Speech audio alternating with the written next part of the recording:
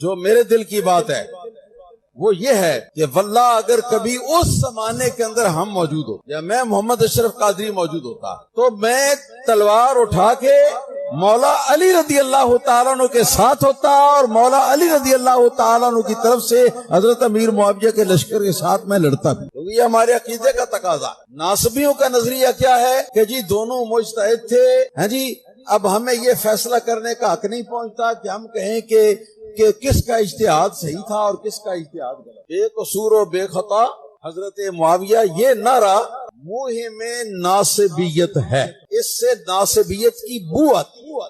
آج بھی آپ کسی سنی بریلوی دیوبندی اہل حدیث شیعہ سے پوچھ لیں کہ حضرت علی حق پہ تھے، ہاں جی حق پہ تھے، حق کا ساتھ دینا چاہیے، جی دینا چاہیے۔ پھر اس سے اگلا سوال کریں کہ حضرت علی کے زمانے میں اگر ہوتے تو آپ کس کی بیعت کرتے؟ کہتے جی حضرت علی کی کرتے۔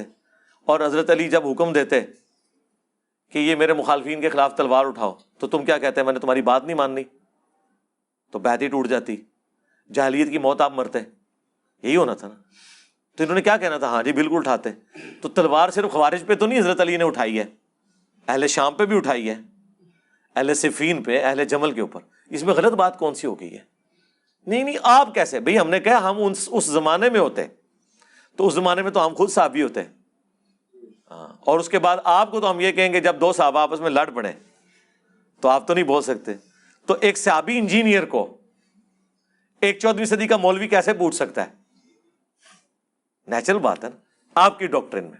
اور مزے کی بات کہ سیم الفاظ امام ابو حنیفہ رحمۃ اللہ علیہ سے بھی ثابت ہیں کہ انہوں نے اپنے شاگردوں سے فرمایا، جانتے ہو اہل شام ہم سے کیوں بغض رکھتے ہیں؟ اس لیے کہ ہمارا یہ عقیدہ ہے کہ اگر ہم مولا علی کے زمانے میں ہوتے تو ان کے ساتھ مل کر حضرت معاویہ رضی اللہ تعالیٰ عنہ کے خلاف قتال کرتے۔ جی علی بھائی، ایک بریلوی شاہ صاحب آپ پر بہت اعتراض، میرے پہ تم ایک کیا بے شمار کرتے ہیں، اس میں کیا؟ اگر ہم حضرت علی کے دور پر ہوتے تو ان کے مخالف پر یہ تو میں اس کا جواب دے چکا ہوں نا میرے بھائی، انہوں نے بھی یہی کرنا تھا، یعنی حضرت علی کے زمانے میں آپ نے نیوٹرل ہو جانا تھا۔ کہتے ہیں نا جی حضرت علی کے ہم نے ساتھی ہونا تھا، تو حضرت علی کے جب ساتھی ہونا تھا تو حضرت علی کی بات نہیں ماننی تھی، حضرت علی نے آپ کی ڈیوٹی لگانی تھی نا کہ منڈو انہاں نوں، تو پھر تسی کہنا سی میں تہاڈی گل نہیں مننی۔ بالکل سمپل بات ہے جو ہم نے کی ہے، اس میں کون سی غلط بات ہے؟ ویسے تو آپ کہتے ہیں میں حضور کے زمانے میں ہوتا تو کبھی قدموں سے لپٹتا، تو کبھی تیری وہ چھڑی ہوتا، تو تیری میں جوتی ہوتا، تو میں مدینے کی ذرے ہوتا اور فلانا ہوتا، اگے بھی ٹورو نا، کچھ کرنا کچھ بھی نہیں سی، خالی نعرے مارنے سمجھے۔ تو یہ بات بالکل ٹھیک ہی ہے، اس میں کوئی غلط بات نہیں ہے، سمپل فارمولہ۔ لیکن یہ بات چبھی اس لیے ان کو، وہ کہتے ہیں اس کا دماغ کدھر گیا ہے، یہ بات ان کو چبھی ہے، ادروائز تو کوئی مسئلہ نہیں ہے۔ آج بھی آپ کسی سنی بریلوی دیوبندی اہل حدیث شیعہ سے پوچھ لیں کہ حضرت علی حق پہ تھے، ہاں جی حق پہ تھے، حق کا ساتھ دینا چاہیے، جی دینا چاہیے۔ پھر اس سے اگلا سوال کریں کہ حضرت علی کے زمانے میں اگر ہوتے تو آپ کس کی بیعت کرتے؟ کہتے جی حضرت علی کی کرتے۔ اور حضرت علی جب حکم دیتے کہ یہ میرے مخالفین کے خلاف تلوار اٹھاؤ تو تم کیا کہتے ہیں؟ میں نے تمہاری بات نہیں ماننی، تو بیعت ہی ٹوٹ جاتی، جاہلیت کی موت آپ مرتے، یہی ہونا تھا نا۔ تو انہوں نے کیا کہنا تھا؟ ہاں جی بالکل اٹھاتے۔ تو تلوار صرف خوارج پہ تو نہیں حضرت علی نے اٹھائی ہے، اہل شام پہ بھی اٹھائی ہے، اہل صفین پہ، اہل جمل کے اوپر۔ اس میں غلط بات کون سی ہو گئی ہے؟ نہیں آپ کیسے بھئی؟ ہم نے کہا ہم اس زمانے میں ہوتے تو اس زمانے میں تو ہم خود صحابی ہوتے، اور اس کے بعد آپ کو تو ہم یہ کہیں گے جب دو صحابہ آپس میں لڑ پڑے تو آپ تو نہیں بول سکتے۔ تو ایک صحابی انجینئر کو ایک 14ویں صدی کا مولوی کیسے پوچھ سکتا ہے؟ نیچرل بات ہے نا آپ کی ڈاکٹرن میں۔ اور مزے کی بات کہ سیم الفاظ امام ابو حنیفہ رحمۃ اللہ علیہ سے بھی ثابت ہیں کہ انہوں نے اپنے شاگردوں سے فرمایا، جانتے ہو اہل شام ہم سے کیوں بغض رکھتے ہیں؟ اس لیے کہ ہمارا یہ عقیدہ ہے کہ اگر ہم مولا علی کے زمانے میں ہوتے تو ان کے ساتھ مل کر حضرت معاویہ رضی اللہ تعالیٰ عنہ کے خلاف قتال کرتے۔ جی تو نبی اسلام نے جو کہا میرے اہل البیت کے ساتھ اس نے سلوک کرنا ہے، میں نے وہ پچھلے دنوں اس کے اوپر پوری ویڈیو ریکارڈ کرا دی ہے، تب یہ صاف کر دی ان کی۔ صحیح مسلم 7035 آف کیمرہ جواب دیں۔ نہیں جی میں نے آف کیمرہ وہی کہنا ہے جو ان کیمرہ کہنا ہے منافقین کے نام جب حضرت حذیفہ ابن یمان کو بتائے گئے تو عمار ابن یاسر کو بھی وہ نام نہیں پتا تھے. تو جو نام عمار ابن یاسر کو نہیں پتا وہ نام میں آپ کو کیسے بتا سکتا ہوں؟ تو رازدار رسول تھے نا حذیفہ ابن یمان، ان کو بتائے گئے. اور دوسرا یہ بھی یاد رکھیں، اگر کسی شخص کی موت دوبیلا پھوڑے سے ہوئی ہے، اس کا یہ مطلب نہیں کہ وہ منافق ہے. ہاں، ان منافقین کے بارے میں آیا کہ ان کی موت دوبیلا پھوڑے سے ہوگی، جو صحیح مسلم کی حدیث ہے. یہ نہیں ہے کہ جسے بھی دوبیلا پھوڑا نکلے وہ منافق ہے. اس کو یوں سمجھیں، نبی علیہ السلام نے بخاری مسلم میں خوارج کی نشانی بتائی کہ وہ سر منڈائیں گے.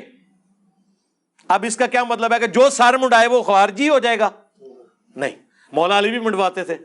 ابو داؤد میں حدیث ہے، مولا علی کہتے ہیں جب سے میں نے رسول اللہ سے سنا صلی اللہ علیہ وآلہ وسلم، سنن ابی داؤد کے اندر یہ حدیث موجود ہے کہ جس کا غسل میں کوئی بال بھی خشک رہ گیا تو اسے عذاب دیا جائے گا. تو میں نے اپنے سر کے ساتھ دشمنی کی اور سر کے بال منڈوا دیے. مولا علی کی محبت کی وجہ سے ہم خوارج سے نفرت رکھتے ہیں، لیکن جہاں تک سر منڈانے کا سوال ہے وہ مولا علی بھی منڈوا رہے ہیں اور خارجی بھی. لیکن یہ نشانی خوارج کی جو بیان کی، اس کا یہ مطلب قطعا نہیں ہے کہ جو بھی سر منڈائے گا اس کو خارجی کہہ دیا جائے گا. جسے بھی دوبیلا پھوڑا نکلے ضروری نہیں وہ منافق ہوگا. ٹھیک ہے. حذیفہ بن یمان کو نبی علیہ السلام نے فرمایا تھا جب فتنے ہوں گے تو آپ مسلمانوں کی جماعت یا امیر سے چمٹ جانا. جی جی بالکل یہی ہے نا جی. اور حضرت حذیفہ نے یہی نصیحت محمد بن حذیفہ اپنے بیٹے کو کی تھی. انہوں نے تو ساتھ یہ کہا تھا کہ جس طرف حضرت علی ہوں ان کے ساتھ ہونا. تو فتنوں کے دور میں جب امیر موجود ہو، بالکل جب خلفائے راشدین امیر کے طور پہ موجود تھے، ہم یہی کہتے ہیں کہ یہ حدیث اسپیسیفکلی ان کے اوپر فٹ ہوتی ہے کہ جب خلیفہ راشد موجود ہے تو انہیں اپنے 1.5 اینٹ کی مسجد یا پارٹی جتھا لادہ نہیں بنانا چاہیے تھا، مولا علی کی بیعت کرنی چاہیے تھی. اسی لیے مولا علی نے ان کے اوپر جنگیں مسلط کی. بلکہ وہ جنگیں تو حضرت علی پہ انہوں نے مسلط کی کیونکہ وجہ وہ بنے. حضرت علی نے تو قرآن کا حکم پورا کیا ہے کہ جب کوئی مسلمانوں کا گروہ بغاوت کرے تو اس کے خلاف قتال کرو. جی صحیح مسلم میں حدیث ہے جب ایک خلیفہ کی بیعت ہو جائے اور کوئی اور سر اٹھائے اسے قتل کر دو. ٹھیک ہے. اب یہ چیز یزید کے مقابلے پہ حسین پہ اس لیے نہیں لگتی کہ ہم یزید کی بیعت کو اسٹیبلش ہی نہیں مانتے. اس کی بیعت تو تلوار کے زور پہ لی گئی ہے، جبکہ حضرت علی کی بیعت کنسنسس کے ساتھ ہوئی ہے. حضرت علی کو انہی صحابہ نے خلیفہ چنا ہے جنہوں نے ابو بکر عمر عثمان کو چنا ہے. اور پھر جو بخاری میں تفصیلی حدیث ہے 3700 نمبر، جس میں حضرت عمر نے 6 رکنی کمیٹی بنائی تھی، علی، عثمان، طلحہ، زبیر، عبد الرحمن بن عوف اور سعد ابن ابی وقاص، اور کہا ان میں سے ایک کو خلیفہ چن لینا. اور اس میں سے بھی حضرت زبیر نے اپنا ووٹ حضرت علی کے حق میں ڈال دیا، حضرت طلحہ نے اپنا ووٹ حضرت عثمان کے حق میں ڈال دیا، حضرت سعد ابن ابی وقاص نے اپنا ووٹ حضرت عبد الرحمن بن عوف کے حق میں ڈال دیا. وہ 6 رکنی کمیٹی صحیح بخاری میں آتا ہے، پھر 3 رکنی رہ گئی. اور ان میں سے بھی عبد الرحمن بن عوف نے کہا کہ مجھے تو اس معاملے میں نہیں، میں پہلے 2 خلفاء کے ساتھ بھی وزیر تھا، تم میں سے بھی جو خلیفہ بنے میں اس کے ساتھ وزیر رہوں گا. پھر پیچھے حضرت علی عثمان رہ گئے اور عبد الرحمن بن عوف بن گئے جج. اور دونوں نے کہا کہ آپ جو فیصلہ کریں گے ہم مانیں گے. تو عبد الرحمن بن عوف رضی اللہ تعالیٰ انہوں نے کہا کہ پھر جب میں فیصلہ کروں گا پھر انکار کی گنجائش نہیں ہوگی. انہوں نے کہا ٹھیک ہے. تو انہوں نے کہا پہلے تو میں تمہیں والنٹیئرلی کہتا ہوں تم دونوں میں سے ایک خود بخود سٹیپ ڈاؤن ہو جائے تو دوسرے کو ہم خلیفہ چن لیتے ہیں. تو حضرت عثمان نے کہا کہ نہ میں ہوں گا، حضرت علی نے کہا میں بھی نہیں ہوں گا. اور یہ کوئی لالچ نہیں تھی، وہ یہ سمجھتے تھے دونوں کہ ہم مسلمانوں کی خدمت، انہوں نے اپنی کوئی ذاتیات تو نہیں کرنی تھی. یا جن کی پوری زندگی قربانیوں سے عبارت ہو انہیں کیا تکلیف ہے. حضرت یوسف علیہ السلام تو پیغمبر تھے، انہوں نے بادشاہ وقت کو کہا تھا کہ مجھے وزیر خوراک لگائیں، میں امین بھی ہوں اور اس معاملے کو بہتر طریقے سے چلا سکتا ہوں. تو آپ یہ کہیں گے حضرت یوسف لالچی تھے؟ نہیں، وہ سمجھتے تھے کہ میں اس کام کو بہتر چلا سکتا ہوں. جس طرح ہم نے سمجھا کہ ہم دین کا کام صحیح طریقے سے کر سکتے ہیں، اس کے لیے کسی مسجد میں کسی فرقہ کو جوائن کرنے کی، کسی مدرسہ بنانے کی ضرورت نہیں ہے. یوٹیوب پر ڈالیں گے، رسول اللہ کی امت انشاءاللہ سنے گی اور رسول اللہ کے ساتھ اپنا رشتہ مضبوط کرے گی صلی اللہ علیہ وآلہ وسلم. تو پھر حضرت عبد الرحمن بن عوف نے انٹرویوز لینے شروع کیے، لوگوں میں دیکھا کہ رائے عامہ کیا ہے، ڈیموکریسی، وہی بات، میجورٹی کس کے ساتھ ہے. میجورٹی کا موقف یہ تھا کہ حضرت عثمان کو خلیفہ چنا جائے. اس کی ریزن صرف ایک تھی کہ حضرت عمر کا دور بہت ڈسپلنڈ اور سخت تھا، اور حضرت علی کی طبیعت کا بھی انہیں پتا تھا کہ یہ ایک اور عمر ہم پہ مسلط ہو جائیں گے، تو انسانی طبیعت سختی تو برداشت نہیں کرتی. تو انہوں نے کہا اگر 2 بندے ہیں تو یہ سیف سائڈ ہے کہ حضرت عثمان نرم دل ہیں. پھر ان کی ایج بھی 72 ایئرس اس وقت آلموسٹ ہو چکی تھی، 70 کے قریب تھے، 70 پلس تھے. تو عبد الرحمن بن عوف نے پھر بھی مشورہ کرنے کے بعد حضرت عثمان کو سائڈ پہ لے کے گئے اور کہا کہ مجھے بتاؤ اگر میں علی کو خلیفہ نامینیٹ کر دوں تو کیا تم اس کی بیعت کرو گے؟ حضرت عثمان نے کہا ہاں کروں گا، کیونکہ جج مانا ہے تو ٹھیک ہے، تمہارا رائٹ ہے. پھر حضرت علی کو سائڈ پہ لے کے گئے کہ اگر میں عثمان کو خلیفہ بنا دوں، انہوں نے کہا میں بیعت کروں گا. یہ بخاری کی حدیث بڑی لمبی ہے، 3700. حضرت عمر کی شہادت کا جو واقعہ ہے وہ کچھ حصہ میں نے کربلا والے ریسرچ پیپر میں بھی ڈالا ہے، اور یہ پوری سٹوری کو میں نے 3-4 لائنوں میں نیچے سم اپ بھی کیا ہوا ہے نوٹ لکھ کے. پھر حضرت علی کو عبد الرحمن بن عوف نے کہا کہ لوگ حضرت عثمان کے برابر کسی اور کو اس وقت نہیں سمجھ رہے، تو میں حضرت عثمان کو خلیفہ چنتا ہوں. اور خلیفہ چننے کے بعد انہوں نے حضرت عثمان کے ہاتھ میں بیعت کی. تھوڑی دیر پہلے تو وہ جج تھے، اس کے بعد ظاہر ہے خلیفہ وقت کی بیعت بھی کرنی تھی، اور سب سے پہلے بیعت حضرت علی نے کی. حضرت ابوبکر کی بیعت میں وہ ایشو ہوا تھا 6 مہینے والا، بخاری مسلم میں آتا ہے، لیکن یہاں کوئی ایشو نہیں ہوا. حضرت علی نے بیعت کر لی تو پھر تو ذرا. اب مجھے بتائیں یہ 2 بندے جب بچ گئے تھے، ان میں سے جب ایک شہید ہو گیا، اس کے بعد پھر رائٹ کس کا تھا امت میں کہ وہ خلافت سنبھالتا؟ تو یہ کہنا کہ جی حضرت علی کو ان لوگوں نے خلیفہ چنا جو ان میں سے کچھ لوگ قاتلین عثمان بھی تھے، جی ایسے لوگ بھی تھے، اس لیے کہ ایک ہی بندہ تھا جس کے اوپر حضرت عثمان کے مخالفین بھی کہتے تھے کہ یہ بندہ اپرائٹ ہے، اور حضرت علی کے حامی بھی انہی کو اپرائٹ سمجھتے تھے. اس میں حضرت علی کی کون سی ایسی برائی والا معاملہ ہو گیا؟ آج اگر جسٹس فائز عیسیٰ کی تعریف عمران خان صاحب کر رہے ہیں اور یہ کہہ رہے ہیں ان کے خلاف کیس میں نے نہیں، مجھ سے کسی نے بنوایا تھا، مخالفین تو پہلے ہی کہتے ہیں وہ اپرائٹ جج ہے، تو اس کے اوپر آپ کسی کو ٹانٹ کریں گے؟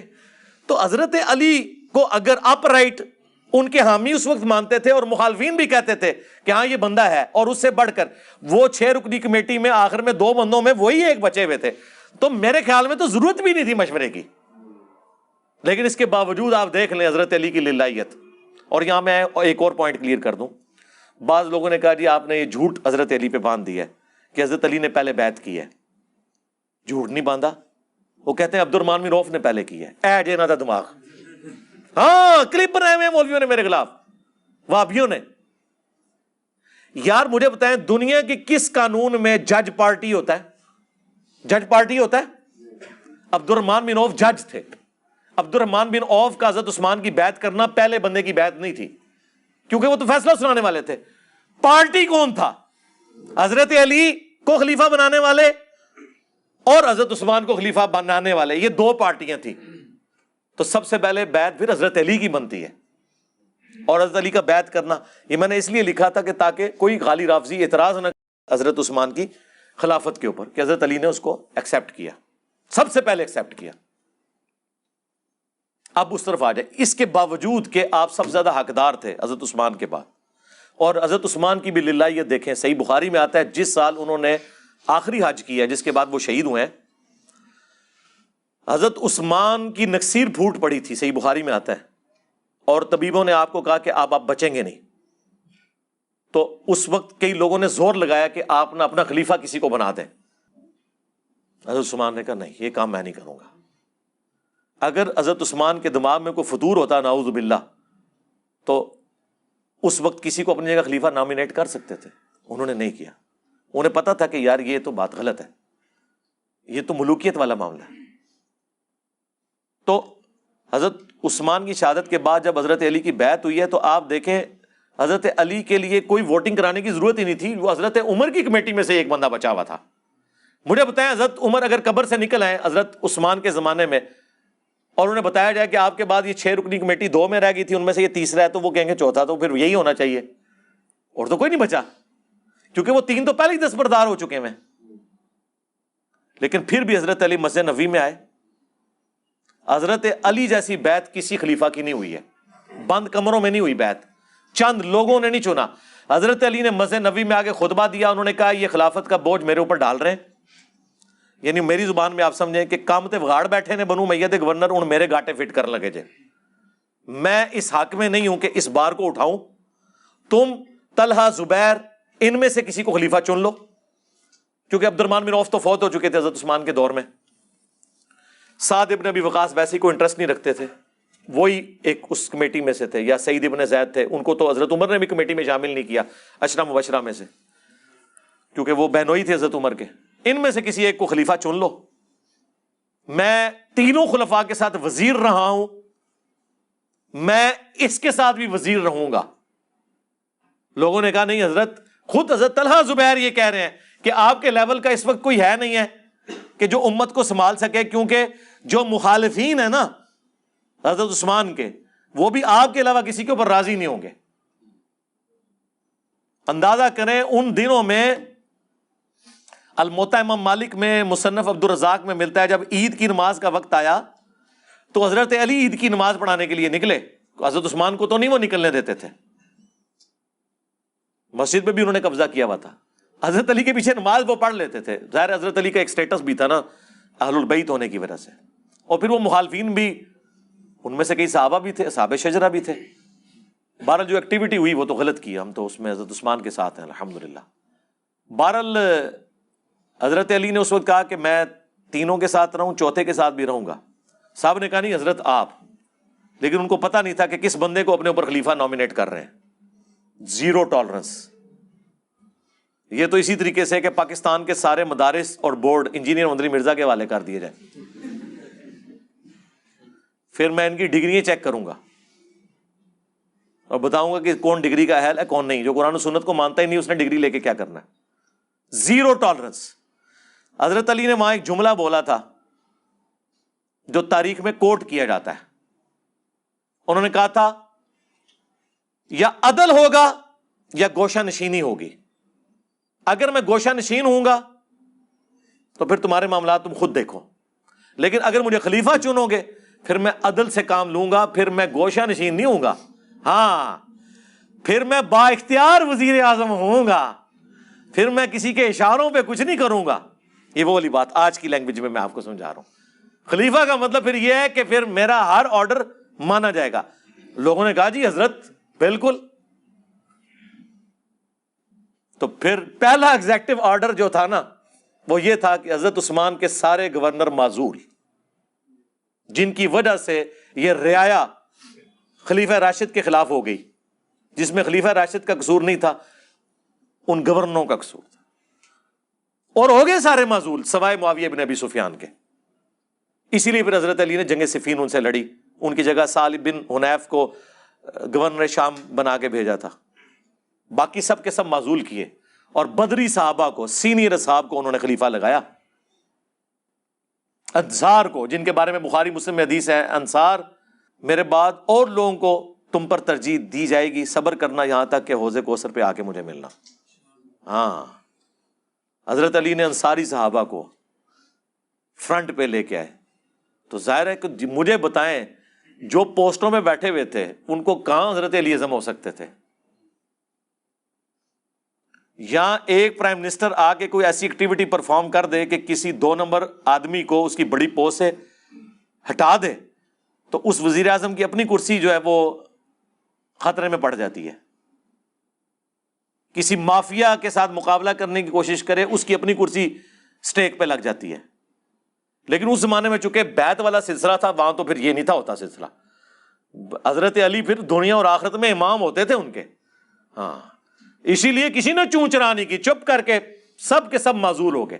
ایک نے کی, حضرت علی پھر پہنچ کے اس کو کچلنے کے لیے. وہ تو انہوں نے قرآن نیزوں پہ اٹھا لیے, وہ پوری تحکیم کا ایشو ہوا, وہ ویڈیو ریکارڈ ہو چکی ہے, انشاءاللہ تعالی کچھ دنوں میں انشاءاللہ اپلوڈ ہو جائے گی. ہم نے, اور جس طریقے سے انہوں نے کیا, ورنہ تو کام تو ہو گیا تھا. مالک اشتر تو امیر شام کے خیموں تک پہنچ چکے تھے, بس ایک نعرہ حیدری رہ گیا سی. ٹھیک ہے. تو یہ اس طرح کے جو معاملات ہوتے ہیں نا میرے بھائی, وہ بات کہاں سے کہاں چلی تھی, میں پتہ نہیں کہاں سے کہاں چلا گیا. ہاں, تو یہ خلیفہ وقت جب موجود ہوتا ہے نا اس وقت ہے. ان جماعت سے مراد جماعت المسلمین کا امیر نہیں ہے، اس سے مراد ہے مسلمانوں کی امارت جس کے پاس بیعت کے ساتھ ہو اس کے ساتھ ہے۔ یہ پارٹیوں کے امیر، اس سے مراد نہ جماعت اسلامی کا امیر ہے، نہ تبلیغی جماعت کا امیر ہے، نہ جماعت المسلمین کا امیر ہے، نہ دعوت اسلامی کا امیر ہے، نہ پی ٹی آئی کا امیر ہے، نہ JUIF کا امیر ہے، نہ نون لیگ کا امیر ہے۔ اس سے مراد ہے مسلمانوں کا اوورآل جو اس وقت خلافت اسٹیبلش نہیں ہے۔ اور پھر بھی اگر کسی کو سمجھ نہیں آتی اور سمجھتا ہے کہ نہیں یہ لازمی ہے، تو ان سے پوچھیں کہ جب واقعی صحیح امیر اور خلیفہ دنیا میں موجود تھا، جن لوگوں نے ان کی بیعت نہیں کی ہے وہ جاہلیت کی موت نہیں مرے؟ ٹائم قیامت تک یہ جواب دینا۔ اور واقعی یہاں جتنے جماعت المسلمین والے آئے ہیں نا، وہ پھر میری کرامت ہے، میں کہا تسی مڑ کے انہیں تھے آنا ہی نہیں، پتھر ہو جاؤ گے کہ منو حکم چاہیے امیر شام دے بارے کہ جنہیں واقعی خلیفہ وقت دی بیعت نہیں کی تو وہ جاہلیت کی موت نہیں مرا۔ اور اگر وہ نہیں مرے نا اوریجنل خلیفہ کی بیعت نہ کر کے، تو تواڈے جعلی خلیفہ، تواڈے جعلی امیر، انہوں نے نہ مان کے اسی کوئی جاہلیت کی موت نہیں پہ مردے، جنہوں نے اوریجنل نو نہیں منیا۔ ٹھیک ہے، اور اس میں وہ ظہور احمد فیضی صاحب کی بات ایڈ کروں گا، انہوں نے بڑی پیاری بات کی، خود بریلوی عالم ہے، انہوں نے بریلویوں کو پھکی دی کہ تم لوگ کہتے ہو کہ جو شیخ عبد القادر جیلانی کا پاؤں اپنی گردن پہ نہ مانے وہ اللہ کا ولی نہیں ہے، جو ان کی بیعت کا پٹا اتار دے وہ اللہ کا ولی نہیں ہے، کیونکہ تمام اولیاء کی گردن پہ ان کا پاؤں ہے۔ جو انہوں نے کہانی بنائی ہوئی ہے وہ قصیدہ غوثیہ میں بھی لکھی ہوئی ہے، ہم تو نہیں مانتے۔ انہوں نے کہا کہ جو عبد القادر جیلانی کی بیعت نہ کرے، ان کا پاؤں اپنی گردن پہ نہ مانے، اس کو کہتے ہو کہ تمہاری گردن پہ خنزیر کا پاؤں اور تو مردود بارگاہ۔ اور جو مولا علی کی بیعت نہ کرے، الٹا ان کے خلاف تلوار اٹھائے، او دی گردن ہوتے کس خنزیر دا پیر، وہ تو سوراں دا سور کوئی ہونا چاہیے، کسی وابی دا پیر ہونا چاہیے۔ فیضی صاحب میں نے جواب ڈھونڈ لیا ہے، سور کا پیر ہوگا اس کی گردن پہ جو عبد القادر جیلانی کو پیر نہ مانے، اور جو عبد القادر جیلانی کے پیروں سارے پیروں کا پیر مولا علی ہے، جو اس کی بیعت نہ کرے اس کی گردن پہ وابی کا پاؤں، کیونکہ ہمارے بابا جی کہا کرتے تھے اس سوراں دے سور نے۔ کہنا انہاں بڑیاں دے اخلاص منگو تو بڑے بڑے لوگ گداواں نو خیر پا ہی دیں گے۔ چلو جی چلیے، او بھابیاں دی اذان اے تے کڑا دے اے تے سور دے سور چل چلیے۔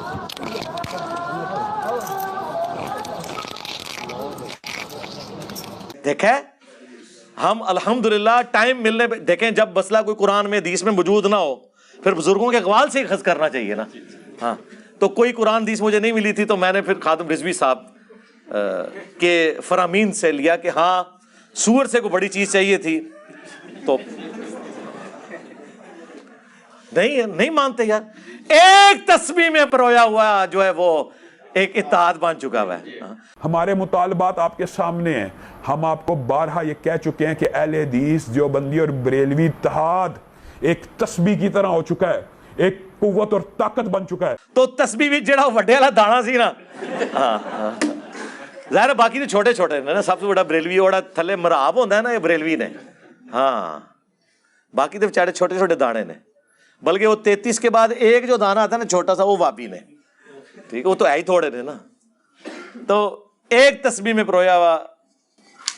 چلیے بھائی ایک اس پہ کلیریفائی مزید کر دیں، آپ نے ڈیٹیل بتائی نا، جو حضرت عبد الرحمن بن عوف رضی اللہ عنہ کے جج بننے کا آپ نے بتایا نا سر، اس میں ایک روایت پیش کی جاتی ہے کہ حضرت عبد الرحمن بن عوف رضی اللہ عنہ نے بطور جج فرمایا کہ آپ دونوں میں سے یہ شرط ہوگی کہ آپ سیرت شیخین پہ چلیں گے، سنت شیخین پہ۔ تو حضرت مولا علی علیہ السلام نے فرمایا کہ میں صرف سنت رسول پہ چلوں گا۔ یہ صرف ایسی مطلب ایک ہوائی روایت ہے یا کوئی حدیث ہے؟ بخاری میں تو الفاظ موجود نہیں ہیں، لیکن باقی کتابوں میں ہے ایسی بات، تو یہ کوئی غلط بات تو انہوں نے نہیں کی تھی۔ سیرت شیخین پہ چلنا تو ضروری نہیں تھا نا، سیرت شیخین پہ چلتے تو اجے تمتع پہ بندی لگا دیتے۔ تو حضرت علی کا کہنا یہ تھا کہ میں اس چیز کا پابند نہیں ہوں کہ اگر انہوں نے کوئی اپنے زمانے میں ایسے ڈیسیژن کیا تو میں انہیں کنٹینیو کروں۔ یہ بات تو آپ حضرت ابو بکر عمر کے سامنے بھی رکھیں تو وہ بھی یہی کہیں گے، انہوں نے کب کہا کہ آپ نے ہماری سیرت پہ عمل کرنا ہے، ٹھیک ہے۔ یہ تو میرے جیسا ایک بندہ جو گناہگار آدمی ہے، آپ مجھے آگے کہنا کہ جی میں نے آپ کے اوپر نہیں چلنا، میں نے قرآن و حدیث کے مطابق چلنا ہے، تو مجھے تو برا نہیں ماننا چاہیے، قرآن و سنت کو لے کے چلنا ہے نا۔ تو یہ ریزن نہیں تھی جو وہ لوگ کہتے ہیں نا کہ وہ حضرت علی چونکہ ایک تھوڑے ہارڈ لائنر تھے، تو اس وجہ سے لوگ ڈرتے تھے کہ جی شاید کچھ اور ہی نہ ہو جائے مسئلہ. اگر یہی مسئلہ ہوتا تو چوتھے خلیفہ بھی نہ ان کو لوگ مننے دیتے. یہ وجہ نہیں تھی. وجہ وہی تھی جو میں نے آپ کو بتائی ہے. اور یہ غیر مسلم لکھتے ہیں اسلامی تاریخ میں کہ اگر حضرت عمر کے بعد حضرت علی کو خلیفہ چن لیا جاتا تو مسلمانوں کو ایک عمر اور مل جاتا. یہ غیر مسلموں نے اسلامک ہسٹری کے اوپر کامنٹس کیے ہوئے ہیں. ٹھیک ہے. تو بیسیکلی وجہ وہی تھی کہ وہ حضرت عمر والی سختی کو کنٹینیو نہیں رکھنا چاہتے تھے.